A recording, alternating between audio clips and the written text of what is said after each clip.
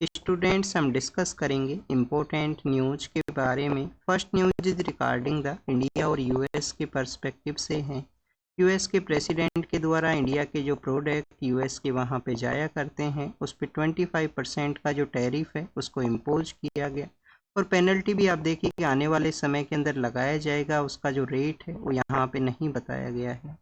क्या इम्पैक्ट रहेगा स्टूडेंट्स? हमारे जो गुड्स हैं जो यूएस के वहाँ पे सप्लाई हुआ करते हैं वो मोर प्राइस के अंदर अवेलेबल रहेंगे। सपोज कीजिए कोई गुड्स है जो कि $100 के अंदर में अवेलेबल होता है वहाँ के सिटीजन्स को। अब 25% का जो टैरिफ है तो ये बेसिकली 125 के अंदर अवेलेबल रहेगा। तो एक काइंड है किसी भी कंट्री के पास में इस तरीके से बाहर से आने वाले जो प्रोडक्ट हैं उनको डिस्करेज करने का।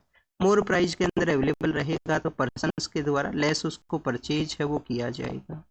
नेक्स्ट अगर हम बात करें स्टूडेंट्स, पेनल्टी और यहाँ पे इम्पोज होगा। ब्रिक्स का भी आप देखिए कि एक रेट इनके द्वारा कहा गया था, वो भी अगर इम्पोज होगा तो ओवरऑल यहाँ पे किसी भी प्रोडक्ट को जो डिस्करेज है मार्केट के अंदर किया जा सकता है इस तरीके से जो टैरिफ बैरियर हैं उनके द्वारा।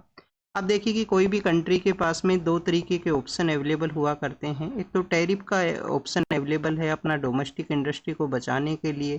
किसी अदर कंट्री के द्वारा कोई प्रोडक्ट को अगर डंप किया गया है आपके टेरिटरी के अंदर में लेस प्राइस के ऊपर में, तो उससे बचाने के लिए टैरिफ बैरियर हुआ करते हैं। नॉन टैरिफ बैरियर क्या होते हैं? नॉन टैरिफ बैरियर वो होते हैं कि आप अपना ही डोमेस्टिक इंडस्ट्री को सपोर्ट प्रोवाइड करो। जैसे इंडिया के अगेंस्ट में एलिगेशंस लगाए जाते हैं काफ़ी सारे कंट्रीज़ के द्वारा। इंडिया अपने जो फार्मर कम्युनिटी है उनको सब्सिडाइज वे के अंदर में सीड्स हैं, फर्टिलाइजर्स हैं, जो इलेक्ट्रिसिटी है वो प्रोवाइड किया जाता है। तो एक नॉन टैरिफ बैरियर के रूप से उसको जो अदर कंट्री हैं वो कंसिडर किया करते हैं। नेक्स्ट अगर हम बात करें स्टूडेंट्स, ये जो टैरिफ यहाँ पे क्यों इम्पोज हुए हैं? यूएस ने कहा है कि जो रसिया से इंडिया कंटिन्यूस अपना ऑयल एंड डिफेंस का जो परचेज है वो कैरी आउट हुआ। एक तरफ वर्ल्ड के जो लीडर्स हैं वो यहाँ पे यूक्रेन वॉर को स्टॉपेज के रिगार्डिंग में है, और इंडिया के द्वारा इस तरीके से परचेज करने से यूक्रेन वॉर को कंटिन्यूस जो फंडिंग है वो प्रोवाइड किया गया। क्या स्टूडेंट्स, इंडिया ओनली कंट्री है जिन्होंने रसिया से इस तरीके से जो प्रोडक्ट हैं उनको परचेज किया है? आप देखिए कि चाइना जिस तरीके से रसिया से जो क्रूड ऑयल को परचेज करता है, इंडिया के जो नंबर्स हैं वो उसके इक्विवेलेंट भी नहीं हैं। और भी काफ़ी सारे कंट्री हैं जो गैसेज हैं वो इंपोर्ट की वहाँ से ली जाती हैं यूरोपियन कंट्रीज़ के द्वारा। अभी पिछले कुछ समय में वहाँ पे डिसीजन हुआ, इंडिया में एक रिफाइनरी था जो रसिया से आने वाले क्रूड ऑयल को आप देखिए रिफाइनिंग प्रोसेस के थ्रू यूरोपियन कंट्रीज को ही सेल किया करता था। उसके ऊपर भी जो बैन है वो यूरोपियन नेशंस ने इम्पोज किया था। इस डिसीजन का और यहाँ पे क्या इम्पैक्ट हो सकता है अगर हम ट्रेड के पर्सपेक्टिव से रीड करें? तो फर्स्ट ऑफ ऑल स्टूडेंट्स, आपको इंडिया के वो प्रोडक्ट पता होने चाहिए कौन से product India majorly top 5 product हैं जो कि यूएस के अंदर में एक्सपोर्ट करता है और टैरिफ की वजह से वो इम्पैक्ट हो सकते हैं। तो फर्स्ट आप देखिए कि जो प्रोडक्ट है वो है हमारे इलेक्ट्रिकल मशीनरी। हमारा जो इलेक्ट्रिकल मशीनरी है उसका काफ़ी सारा जो प्रोडक्ट है वो सप्लाई होता है। इलेक्ट्रिक मशीनरी के अंदर में जो नंबर्स इस वजह से भी इंक्रीज हुए थे क्योंकि यूएस एंड चाइना का जो ट्रेड का जो कन्फ्लिक्ट है और वहाँ पे जो मोर टैरिफ एक दूसरे के अगेंस्ट में इम्पोज हुए हैं, तो इलेक्ट्रिकल मशीनरी का जो आपको एक्सपोर्ट है इंडिया का मोर यूएस के वहाँ पे देखने के लिए मिलता है। नेक्स्ट आप देखिए कि इलेक्ट्रिकल मशीनरी के अलावा हमारा जो फार्मास्यूटिकल का जो सेक्टर है, फार्मास्यूटिकल के अंदर में आप देखिए कि यूएस का एक इम्पोर्टेंट रोल है। वहाँ पे काफ़ी सारा प्रोडक्ट है वो सप्लाई हुआ करते हैं। अभी प्रेजेंट समय में हमारे फार्मा इंडस्ट्री के अंदर में काफ़ी सारे एलिगेशंस भी हैं अनएथिकल प्रैक्टिस और जो प्रोडक्ट का जो क्वालिटी है उसके रिगार्डिंग में। नेक्स्ट अगर हम बात करें स्टूडेंट्स, हमारा जो न्यूक्लियर मशीनरी है वो आप देखिए कि थर्ड प्रोडक्ट्स हैं जो मोर यहाँ पे सप्लाई हुआ करते हैं यूएस के वहाँ पे। जो हमारे जेम्स एंड ज्वेलरीज हैं, जो पियर्स हैं, जो आप देखिए कि लग्जरी आइटम्स के रूप से उसका भी एक्सपोर्ट होता है यूएस के अंदर में, हमारा जो ज्वेलरी इंडस्ट्री है। फोर्थ स्टूडेंट्स, मिनरल फ्यूल है उसको यहाँ पे इंक्लूड किया गया है। तो आपको ऐसे पता होने चाहिए कि ये मोर प्रोडक्ट हैं जो हमारे सप्लाई हुआ करते हैं।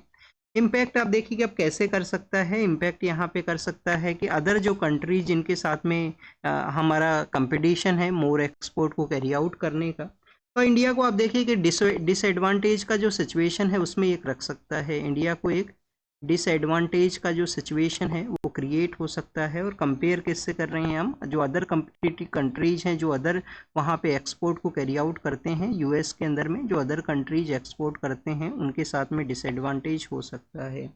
नेक्स्ट आप देखिए कि अभी इंडिया और यूएस एक मिनी ट्रेड डील को भी साइन करने वाले थे। तो मिनी ट्रेड डील का नेगोशिएशन मोर स्पीडी वे के अंदर में कैरी आउट हो सकता है। इंडिया किसी सेक्टर की रिगार्डिंग में, बेसिकली जो एग्रीकल्चर का सेक्टर है, इंडिया अलाउ नहीं करता है किसी भी कंट्री को उसके अंदर में जो एंट्री है एग्रीकल्चर सेक्टर के अंदर में।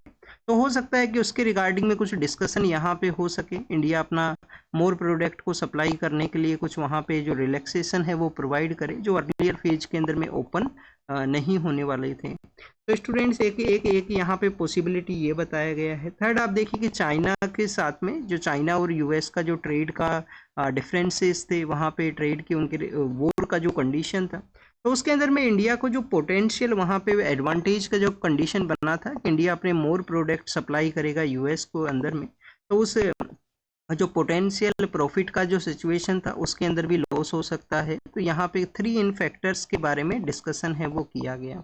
नाइसर नाम का जो सैटेलाइट है, नासा इसरो सिंथेटिक अपेर्चर रडार है, जिस सैटेलाइट को लॉन्च किया गया हमारे इसरो का। आप देखिए कि जो स्पेस जो सेंटर है, सतीश धवन स्पेस सेंटर है, वहाँ से कहाँ पे है ये सतीश धवन स्पेस सेंटर, श्रीहरिकोटा के अंदर में है। स्टूडेंट श्रीहरिकोटा का अगर आपको लोकेशन नहीं पता है तो ज़रूर से आप देखना। आप देखेंगे कि आइलैंड काइंड ऑफ आइलैंड है हमारा यहाँ पे श्रीहरिकोटा जो आइलैंड है, जो आंध्र प्रदेश के ईस्टर्न पार्ट के अंदर में बे ऑफ बंगाल के अंदर में सिचुएटेड है। एक एक्सटेंडेड है हमारा टेरिटोरियल एक्सटेंडेड है बे ऑफ बंगाल के अंदर में। और वहाँ पे आप देखिए कि एक लेक है, एक कौन सा लेक है, पुलिकेट लेक है। पुलिकेट लेक के रिगार्डिंग में वहाँ पे जो वाटर का जो एंट्री है, उसको लेक का जो कंडीशन जो डेवलप होता है, तो उसके अंदर में श्रीहरिकोटा जो आइलैंड है उसका एक इम्पोर्टेंट रोल है। ये जो पुलिकेट लेक है 96% आंध्र प्रदेश के अंदर में है, 4% के आसपास जो टेरिटोरियल एरिया है वो तमिलनाडु के अंदर में है। तो श्रीहरिकोटा से लॉन्च हुआ है जो नाइसर नाम का जो सैटेलाइट है, नासा इसरो सिंथेटिक अपेर्चर रडार के बारे में। क्या इसका पॉजिटिव है? पॉजिटिव ये है स्टूडेंट्स, एक तो आप देखिए पहले फीचर्स को हम देख लेते हैं जो इसमें डेवलपमेंट हुआ जीएसएलवी के द्वारा। जीएसएलवी वैसे हमारे यहाँ पे पीएसएलवी के द्वारा लॉन्च हुआ करते हैं काफ़ी सारे, तो जीएसएलवी F-16 जो कि यहाँ पे लॉन्चिंग व्हीकल रहा है इसके लॉन्च के बिहाइंड के अंदर में। एक तो मोर आप देखिए कि वेट की वजह से जीएसएलवी जियो सिंक्रोनाइज जो सैटेलाइट लॉन्च व्हीकल है उसके थ्रू इसको लॉन्च किया गया। सन सिंक्रोनस ऑर्बिट के अंदर में कुछ मिनट के अंदर में इस लॉन्च व्हीकल के द्वारा उस सैटेलाइट को जो प्लेस है वो कर दिया गया कंप्लीटली प्रिसीजन के साथ में। मिशन का जो लाइफ है वो कितना रहेगा? इस मिशन का लाइफ रहेगा स्टूडेंट्स 5 ईयर्स। अब आपको यही क्वेश्चंस यूपीएससी पूछ लेगा आपसे कि मिशन का जो लाइफ टाइम के लिए मिशन है एग्जिस्ट करेगा, तो आपको पता होना चाहिए 5 ईयर का ही इसका लाइफ है। फर्स्ट आप देखिए कि फर्स्ट टाइम कोई सैटेलाइट है जो हमने जॉइंटली वे के अंदर में फॉरेन जो वहाँ पे स्पेस का जो कंट्री स्पेस का जो एजेंसी है उसके साथ में हमने डेवलप किया है। नेक्स्ट अगर हम बात करें स्वीप सिंथेटिक अपार्चर रडार का जो यहाँ पे टेक्नोलॉजी है उसके ऊपर ये वर्क करेगा। रडार के पास में आप देखिए कि 2 काइंड ऑफ यहाँ पे स्वीप, ये नाम आप जरूर से याद रखना, sweep SAR synthetic aperture radar के ऊपर ये वर्क करेगा। फिर आप देखिए कि यहाँ पे ड्यूल फ्रिक्वेंसी है वो बताई गई है कि रडार 2 फ्रिक्वेंसी के ऊपर वर्क करेगा। एक फ्रिक्वेंसी है L फ्रिक्वेंसी जो नासा ऑपरेट करेगा, S फ्रिक्वेंसी है उसको इंडिया ऑपरेट करेगा। और सरफेस और सब सरफेस एरिया के अंदर में किसी भी तरीके का जो माइन्यूट से माइन्यूट चेंज होता है उसको भी यहाँ पे ऑब्जर्व है वो किया जाएगा। डे एंड नाइट कंडीशन के अंदर में डाटा यहाँ पे प्रोवाइड करेगा। ऑल वेदर डाटा अवेलेबल रहेगा 12 डेज के स्पैन के एक पीरियोडिक समय के अंदर में जो डाटाज का जो अवेलेबिलिटी है इस अर्थ ऑब्जर्विंग सैटेलाइट के द्वारा किया जाएगा। हो सकता है आपसे क्वेश्चन के अंदर में 2-3 सैटेलाइट्स के नाम मेंशन कर दिया जाए, इनसेट है, नाइसर, ये निसार है, तो आप देखिए और क्वेश्चन आपसे पूछ लिया जाए कि ये सैटेलाइट्स कौन सा हैं, क्या मार्स से रिलेटेड हैं, अर्थ ऑब्जर्विंग सैटेलाइट हैं। तो ये बेसिकली आपको पता होना चाहिए कि अर्थ ऑब्जर्वेशन का ये सैटेलाइट है। अर्थ का जो हमारा जो किसी भी तरीके का चेंज आता है, चाहे आप देखिए कि हमारे कोस्टल एरियाज के अंदर में कोई चेंज होता है कोई डिजास्टर की वजह से, उन सभी का भी इंफॉर्मेशन ये देगा। नेचुरल डिजास्टर्स के अंदर में हमारा जो क्रिटिकल इंफ्रास्ट्रक्चर है और डिजास्टर सिचुएशन में रिस्पॉन्ड फास्टर करने के रिगार्डिंग में भी ये हेल्प है वो प्रोवाइड रहेगा। तो this is all the information nicer जो सैटेलाइट नासा इसरो कोलैबोरेशन के थ्रू फर्स्ट टाइम जो डेवलप किया गया है। नेक्स्ट आप देखिए कि छत्तीसगढ़ के वहाँ पे एक इंसिडेंट सामने आया था कि जो नन है उनको अरेस्ट कर लिया गया था। नन को उनके ऊपर एलिगेशंस लगाए गए हैं कि उनके द्वारा फोर्सफुली वे के अंदर में जो कन्वर्जन का जो कोशिश है वो किया गया। एंटी कन्वर्जन लॉज जो है वो आप देखिए कि सेंट्रल कोई लॉ नहीं है। फर्स्ट ऑफ ऑल एक सिटीजन को, एक पर्सन है जिसको कि आर्टिकल 25 के थ्रू राइट है वो अवेलेबल है। आर्टिकल 25 के थ्रू क्या राइट्स अवेलेबल हैं कि उनके द्वारा राइट टू प्रैक्टिस है, राइट टू प्रोपोगेट है वो किया जा सकता है। किसी भी पर्सन को फोर्सफुली वे के अंदर में रिलीजन का जो कन्वर्जन है वो नहीं करवाया जा सकता है। एंटी कन्वर्जन जो लॉज हैं वो एग्जिस्ट किया करते हैं।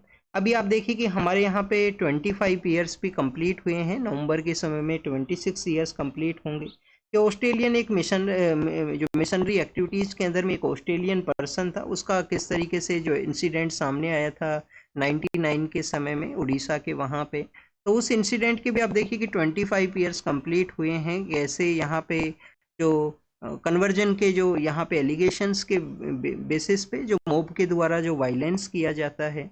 नेक्स्ट अगर हम बात करें 25 का राइट अवेलेबल है, कुछ उसके एक्सेप्शन भी हैं। यहाँ पे जो स्टेट है उसका रिस्पॉन्सिबिलिटी है कि फंडामेंटल राइट्स हैं उसको इंश्योर करने का ज़रूरत है, वो यहाँ पे किसी भी तरीके से वायलेट है वो ना हो। लॉज एग्जिस्ट करते हैं बट फोर्सफुली यहाँ पे जो फैमिली मेम्बर्स हैं उनके द्वारा भी डिनाई किया गया है कि उनका कोई रोल है वो नहीं है, फोर्सफुली कन्वर्जन के अंदर में नहीं है। एक यहाँ पे क्वेश्चन ये भी रेज होता है कि जो ट्राइबल पर्सन्स हैं जो कि यहाँ पे रिलीजन्स को कन्वर्ट करते हैं, कि क्या उनको जो शेड्यूल ट्राइब का जो रिजर्वेशन फैसिलिटी अवेलेबल हुआ करती हैं क्या वो रहेंगे, तो उसको रिमूव किया जाए अगर वो कोई यहाँ पे कन्वर्ट होते हैं। ये डिमांड है वो देखने के लिए मिलता है। नेक्स्ट अगर हम बात करें हमारे कुछ इंडेक्सेस हैं ministry of static and programme implementation के द्वारा कंट्री का जो प्रोग्रेस है, जर्नी है, उसको रिकॉग्नाइज करने के रिगार्डिंग में इंडेक्सेस हैं काफ़ी ज़्यादा इंपॉर्टेंट हैं। तो उनका बेस ईयर है वो चेंज होगा। जैसे कि आप देखिए कि जो हमारा जो जीडीपी का जो कैलकुलेशन हम करते हैं इसका जो बेस ईयर है वो क्या है, प्रेजेंट समय में जो बेस ईयर है वो 2011-12 है। 2011-12 है, इसको 22-23 किया जाएगा। 2022-23 कर दिया जाएगा जीडीपी का यहाँ पे कैलकुलेशन। फिर स्टूडेंट जीडीपी के अलावा अगर हम बात करें आईआईपी इंडेक्स है हमारा, जो आईआईपी इंडेक्स है, आईआईपी जो कि इंडस्ट्रियल डेवलपमेंट 40% उसके अंदर में हमारी कोर इंडस्ट्रीज का रोल है। तो स्टूडेंट्स आईआईपी इंडेक्स का भी जो बेस ईयर है, इंडेक्स ऑफ इंडस्ट्रियल प्रोडक्शन है, उसका भी बेस ईयर है वो चेंज किया जाएगा। जो प्रेजेंट समय में 2011-12 है वहाँ पे भी 11-12 है, उसको चेंज कर दिया जाएगा 22-23, 2022 एंड 23 है। कंज्यूमर प्राइस इंडेक्स है, उसका बेस ईयर है। सीपीआई का जो बेस ईयर है, 4 काइंड ऑफ सीपीआई रिलीज होता है, 2012 है इनका बेस ईयर, इसको चेंज कर दिया जाएगा 2024।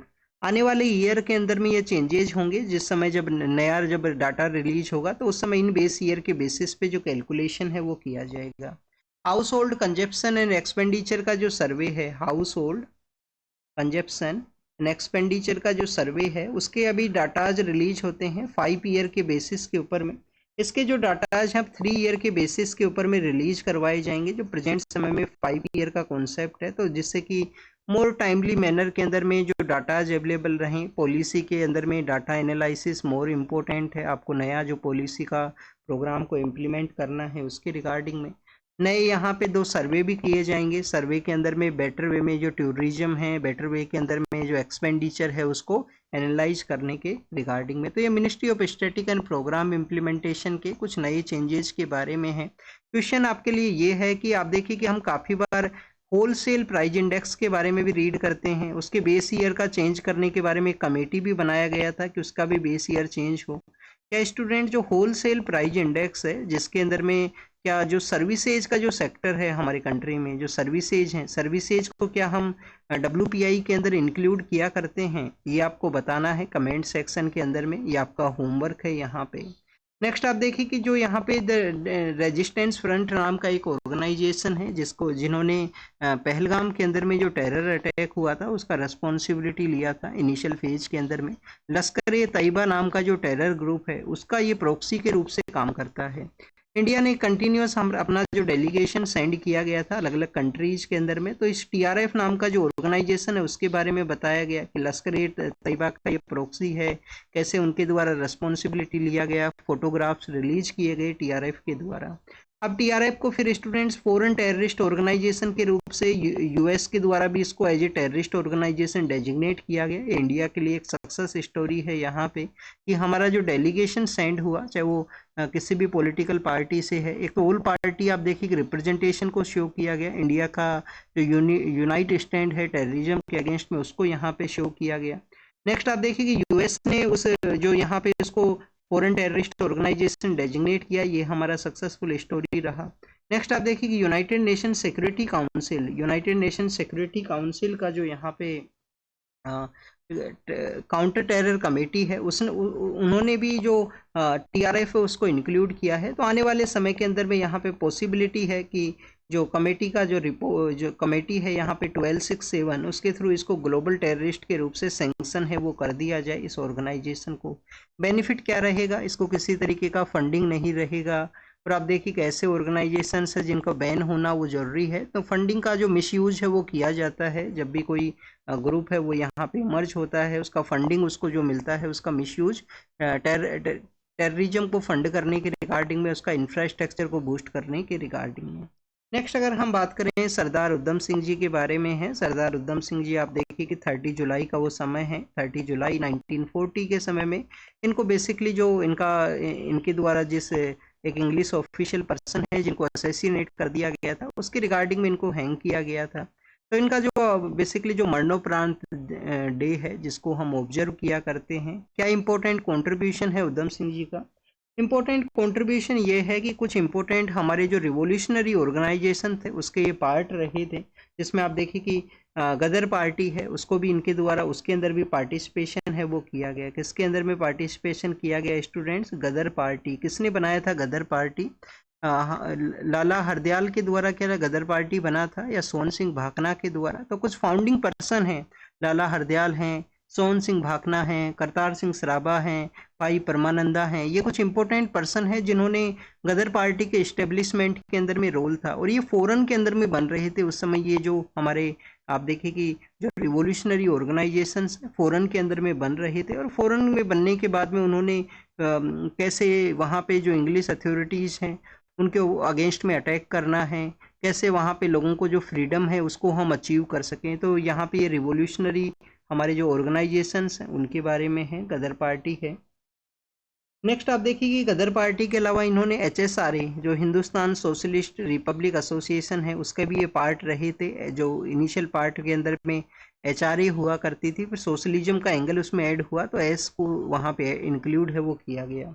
इंडियन वर्कर जो एसोसिएशन है जो कि ब्रिटेन के वहाँ पे वर्क किया करती थी, इंडियन वर्कर जो एसोसिएशन है वो जो ब्रिटेन के वहाँ थी उसके भी ये पार्ट रहे थे, वहाँ पे पार्टिसिपेट किया गया था। जब जलियांवाला बाग का जो रोलत एक्ट के अगेंस्ट में लोग प्रोटेस्ट करते हैं, 13 अप्रैल का वो समय है, 13 अप्रैल 1919 रोलत एक्ट के अगेंस्ट में वहाँ पे दो जो पर्सन हैं उनको अरेस्ट कर लेती है ब्रिटिश अथॉरिटीज अमृतसर के। वहाँ पे डॉक्टर सत्यपाल हैं और सैफुद्दीन किचलू हैं। उनके अरेस्ट के बाद में लोग प्रोटेस्ट करते हैं। बैसाखी का वो दिन था, 13 अप्रैल बैसाखी का डे हम सेलिब्रेट भी करते हैं।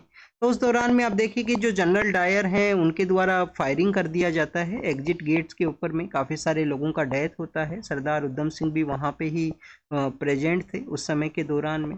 फिर स्टूडेंट्स जो उस समय में जो LG हुआ करते थे पंजाब के, जिनको माइकल ओ डायर के नाम से जानते हैं, आप देखिए कि फायरिंग करने वाले जो पर्सन भी डायरी हैं और वहाँ पे जो LG हैं वो माइकल ओ डायर हैं।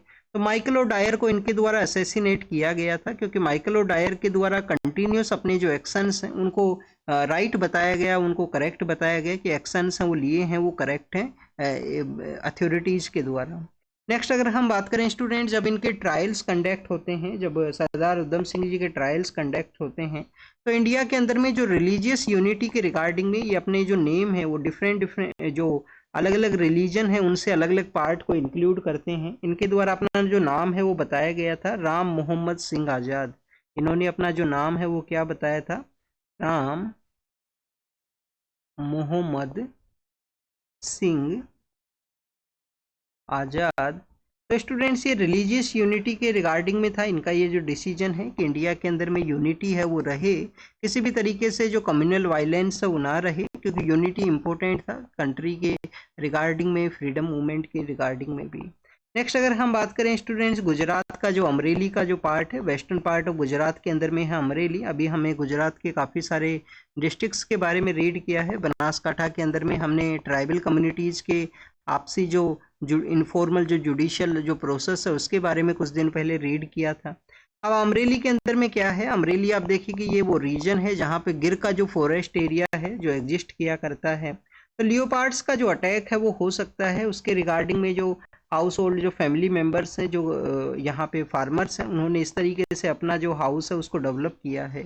तो स्टूडेंट्स ये ह्यूमन और वाइल्ड लाइफ का जो कन्फ्लिक्ट है उसको ये शो करता है। अब आप देखिए कि गिर के बारे में है, यहाँ पे ह्यूमन और जो वाइल्ड लाइफ है उसका कन्फ्लिक्ट को ये शो करता है। गिर के बारे में है तो गिर के अंदर तो लॉयंस रहा करते हैं, एशियाटिक लॉयंस का वहाँ पे प्रेजेंस हुआ करता है। तो क्या एशियाटिक लॉयंस भी अटैक करते हैं? आप देखिए कि लॉयन के द्वारा ह्यूमन बींग्स के ऊपर में जो अटैक किया जाता है वो काफ़ी रेयर कंडीशन के अंदर में अटैक है वो हुआ करता है। वैसे आप देखिए अटैक है वो नहीं करते हैं, लॉयंस का जो अटैक है वो ह्यूमन बींग्स के ऊपर नहीं होता है। बट यहाँ पे लियोपार्ड्स के बारे में बताया गया है, उनके भी जो नंबर्स हैं वो इंक्रीज हुए हैं गुजरात के इस वेस्टर्न पार्ट के अंदर में। गिर का आप फॉरेस्ट के बारे में जब भी रीड करते हैं तो आपको ये पता होना चाहिए कि ओनली गुजरात के अंदर में वो सिचुएटेड हैं। एशियाटिक लाइंस गुजरात के सिंबल के रूप से भी उनको देखते हैं। काफ़ी सारे स्टेट्स के अंदर में उनको ट्रांसलोकेट करने के बारे में कहा जाता है कि अगर कोई डिजास्टर का आउटब्रेक हुआ, कोई डिजीज आउटब्रेक होती है उसको वहाँ पे एशियाटिक लाइंस के अंदर में, तो उनको बचाया जा सके, कुछ यहाँ पे अदर स्टेट्स के अंदर भी ट्रांसलोकेट हैं वो कर दिए जाएं। फ्लड का सिचुएशन मान लो क्रिएट होता है। कुछ साल पहले आप देखिए कि डेट K9 डिस्टेंबर वायरस का भी एक इम्पैक्ट हुआ था गिर के अंदर में एशियाटिक लाइंस के ऊपर में। तो गिर के बारे में था, गिर के अंदर में एक यहाँ पे दो आप देखिए कि दो ऐसे भी लॉयंस थे जो कम्प्लीटली एक दूसरे के साथ रहा करते थे, अभी उनका भी डेथ हुआ था, तो उस वजह से वो भी न्यूज के अंदर में थे 1 या 2 दिन पहले न्यूज़पेपर के अंदर में।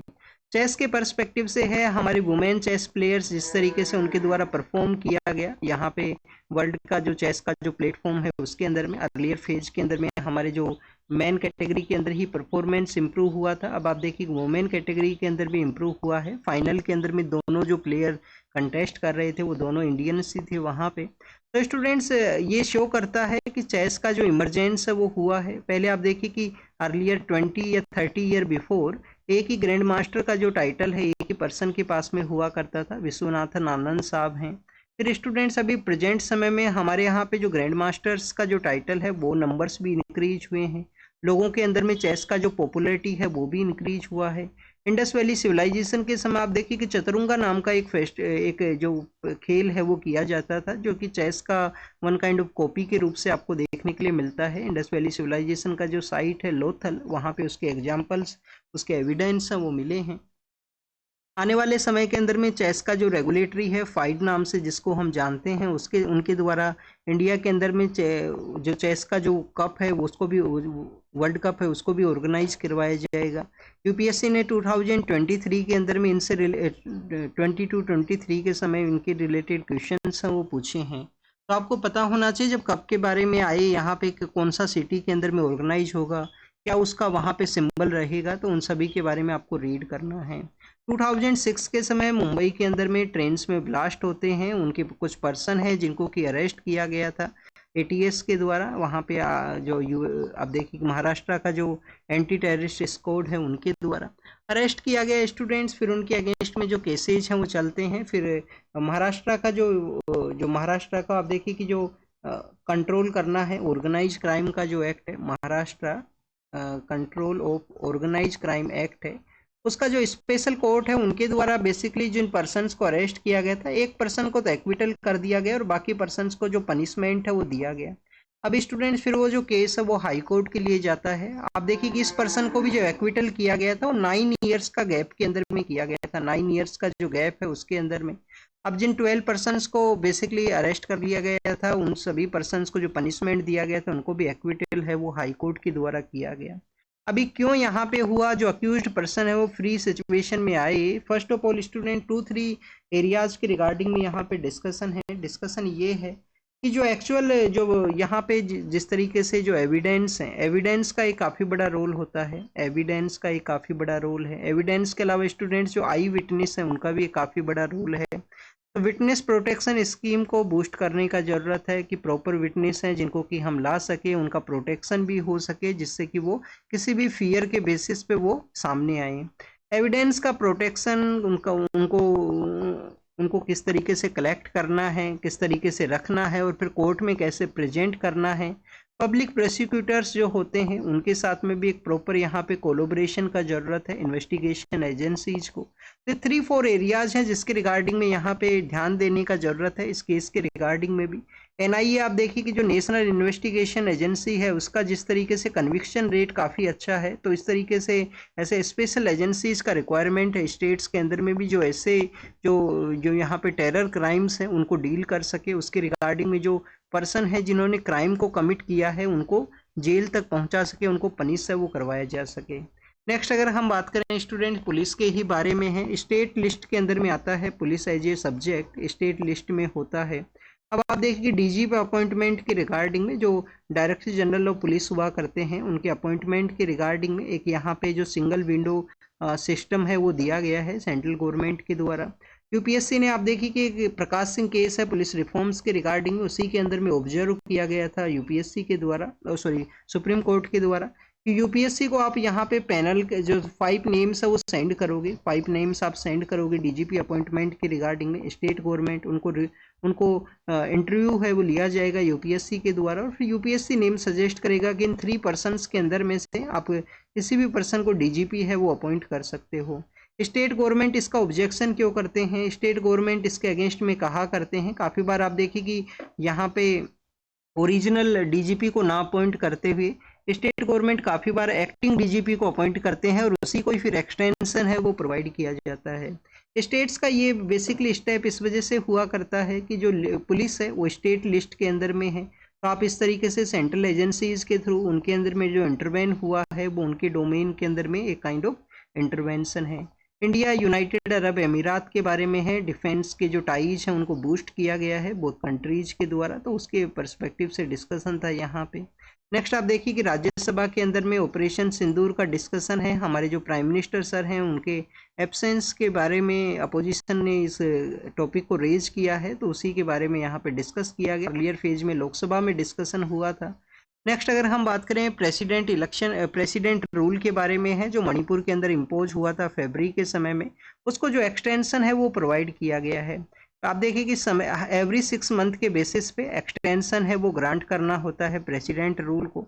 और अगर मोर देन 1 ईयर का, अगर यहाँ पे मोर देन 1 ईयर अगर आपको प्रेसिडेंट रूल को कैरी आउट करना है तो आपको कंडीशंस बताना होगा। ये 44th अमेंडमेंट एक्ट के बाद में ऐड किया गया था कि आपको कंडीशन बताना होगा कि वहाँ पे कंडीशन इस तरीके का है, इलेक्शन नहीं कंडक्ट हो सकते हैं, तो प्रेसिडेंट रूल का जो एक्सटेंशन है वो रहेगा। राज्यसभा के अंदर भी इसका जो प्रपोजल है उसको रखा गया है। आने वाले समय के अंदर में राज्यसभा का भी अप्रूवल दे दिया जाएगा। आप देखिए कि लास्ट जब 7 to 8 मंथ के अंदर में प्रेसिडेंट रूल वहाँ पे इम्पोज है, तो वहाँ पे वन टाइप का एक इंसिडेंट है जो सामने आया है। नॉर्मलसी वहाँ पे रिटर्न फेज के अंदर में है, तो ये बताया गया है। आर्टिकल 355 आपको पता होना चाहिए, जो कि सेंट्रल का एक रेस्पॉन्सिबिलिटी है कि स्टेट्स के अंदर में जो लॉ है, जो अकॉर्डेंस विद द लॉ वहाँ पे रूल है वो कैरी आउट हो रहा हो।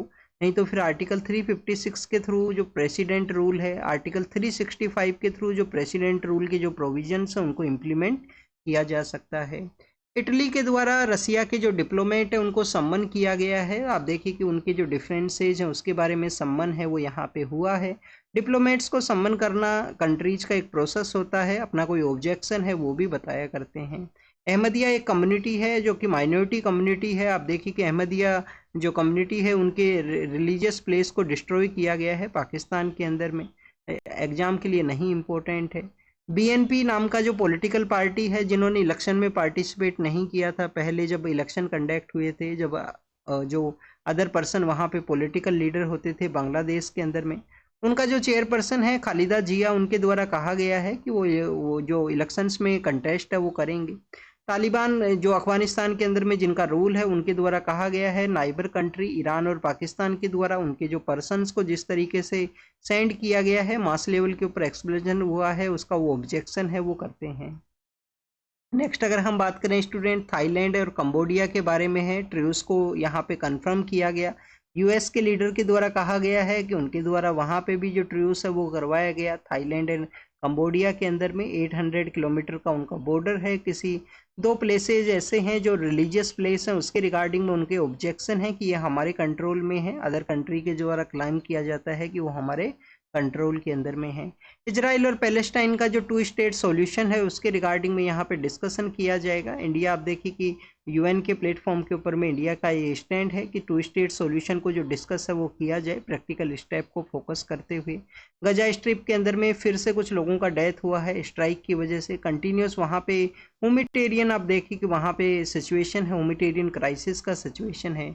रसिया के द्वारा अटैक किया गया यूक्रेन के वहाँ पे, तो इस रसिया यूक्रेन कन्फ्लिक्ट के बारे में है, एग्जाम के लिए नहीं इम्पोर्टेंट है। स्टूडेंट्स, रसिया का जो ईस्टर्न पार्ट का जो रीजन है, जिसको कि हम फार ईस्ट के नाम से जानते हैं, उस पार्ट के अंदर में अर्थक्वेक एंड सुनामी का जो कंडीशन डेवलप हुआ, और आप देखिए कि जो इम्पैक्ट है वो जापान एंड यूएस का जो अलास्का का रीजन है, हवाई का जो रीजन है, वहाँ तक इसका इम्पैक्ट है वो देखने के लिए मिला है।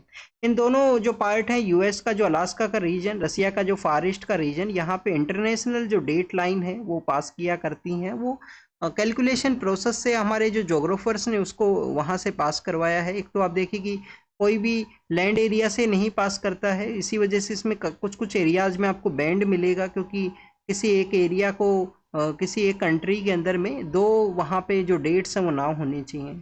नेक्स्ट अगर हम बात करें स्टूडेंट्स, यहाँ पे मैंग्रोव्स के बारे में है। आप देखिए कि जो हमारा सी का जो एरिया है और लैंड का जो एरिया है, उसके बिटवीन के अंदर में ये मैंग्रोव्स हुआ करते हैं, सी और लैंड के बिटवीन में। तो स्टूडेंट, जो सी का जो सुनामी कंडीशंस हैं उनको ये डील करने में हेल्प है वो प्रोवाइड करता है। इसके अलावा स्टूडेंट्स, यहाँ पे मैंग्रोव्स का और इम्पोर्टेंस क्या है? Climate change, resilience, biodiversity, coastal community को एम्पावर करना, उसके अंदर इनका इम्पोर्टेंट है। सोल्ट वाटर का जो टॉलरेंट इनका एक कंडीशन होता है कि सोल्ट वाटर को ये टॉलरेंट करते हैं। इसके अलावा जो ब्लू कार्बन है उसको भी स्टोर करते हैं। ब्लू कार्बन क्या है? जो कार्बन डाइऑक्साइड का प्रेजेंस है वाटर बॉडीज के अंदर में, तो उसका भी स्टोरेज इनके द्वारा किया जाता है। ब्लू कार्बन का स्टोरेज किया जाता है। कार्बन डाइऑक्साइड्स को अपने रूट के अंदर में ये ट्रैप करते हैं, तो ये इनका कुछ पॉजिटिव है। इंडिया के अंदर में मैंग्रोव्स कहाँ पे मिलते हैं? हमारे एवरी कोस्टल एरिया के अंदर में है। गुजरात इसका सक्सेस स्टोरी है। हमारी कंट्री के जो 22% जो कोस्टल जो मैंग्रोव्स हैं उनका प्रेजेंस आपको गुजरात में मिलेगा। तमिलनाडु एंड मुंबई के वहाँ पे भी इनका प्रेजेंस को इंक्रीज करने के बारे में कोशिश है वो किया गया है कि वहाँ पे भी मैंग्रोव्स का जो संख्या है वो इंक्रीज हो। UNFCCC का जो मीटिंग है वो ब्राज़ील के वहाँ पे कंडक्ट होगा, उसी का जो डिस्कशन है वो किया गया है। ये ब्राज़ील के वहाँ पे एक सिटी है, सिटी का नाम क्या है स्टूडेंट्स? बेलम उस सिटी का नाम है जहाँ पे मीटिंग कंडक्ट होगा। 1992 का जो अर्थ समिट है उसके ये प्रोडक्ट्स हैं। UNFCCC है, UNCCD है, UNCBD है जो बायोडाइवर्सिटी को देखता है। CCD क्लाइमेट जो डेजर्टिफिकेशन है उसको डील करता है। तो student, this is all the information related to the today's newspaper. आप इसको रीड कीजिए, रिवाइज कीजिए, जो भी इन्फॉर्मेशन आपको मिला है उसको नोट डाउन कीजिए। मीटिंग नवंबर में कंडक्ट होगा UNFCCC का। अभी यहाँ पे जो डिस्कशन है वो किया गया है। तो थैंक यू स्टूडेंट्स।